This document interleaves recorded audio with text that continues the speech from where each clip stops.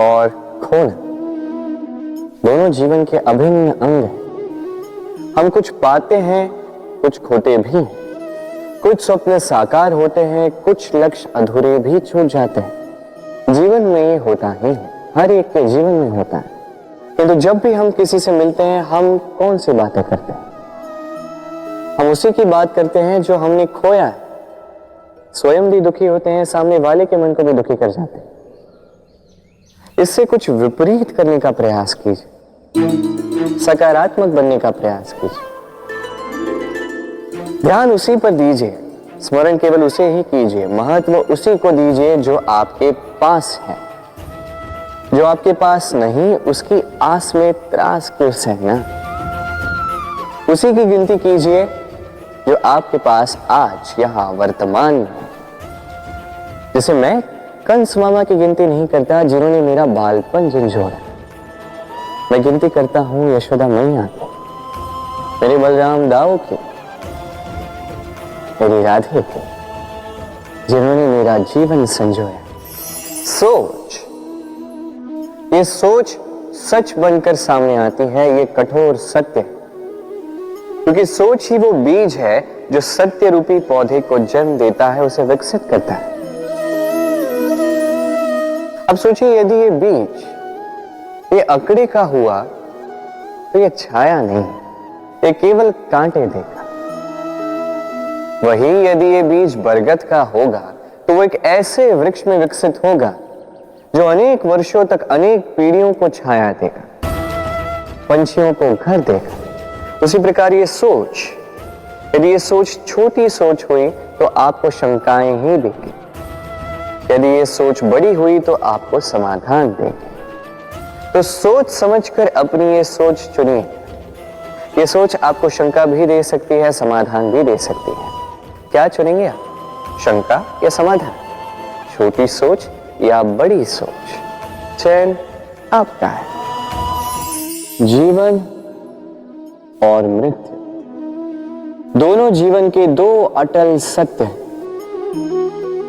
जिसने जन्म लिया है उसे मृत्यु प्राप्त होनी है, यही नियति। अब एक बात है, मृत्यु सभी को आती है, जीवन जीना सबको नहीं है। समस्त जीवन व्यतीत कर जाते हैं किंतु जीवन जी नहीं पाते, समझ ही नहीं पाते करना क्या है। जीवन जिए तो जिए कैसे? जीवन जियो तो उस दिए की भांति जो अपनी लौ से असंख्य दियों को प्रकाश देता है, जो बुझते बुझते भी अंधकार से लड़ता है। कदाचित इसीलिए जहां दिए को रखा जाता है उस स्थान को पूजा जाता है, उसे पवित्र माना जाता है। एक बात तो है, मृत्यु सभी को आनी है, चाहे मैं, चाहे आप, चाहे हर कोई एक न एक दिन संसार से जाने वाला है। किंतु आपने इस जीवन में किया क्या, ये महत्व रखता है। और जिसे जीवन जीना आ गया वो मृत्यु के पश्चात भी जीवन जीता है, वो अमर बन जाता है। कहा जाता है व्यक्ति को अपने चरण दृढ़ रखने चाहिए। जहां चरण होंगे उसी के अनुसार मार्ग होगा, उसी के अनुसार लक्ष्य भी होगा। किंतु क्या केवल इन चरणों पर ध्यान देना ही पर्याप्त है? नहीं, इससे कहीं अधिक महत्वपूर्ण होता है आचरण। जैसा आपका आचरण होगा उसी दिशा में आपके चरण होंगे। यदि आपका आचरण उचित हुआ, श्रेष्ठ हुआ, तो देखिए आप पर्वत के शिखर पर भी पहुंच सकते हैं। किंतु यदि ये उचित ना हुआ तो आप उसी शिखर से नीचे धरा पर भी गिर सकते हैं।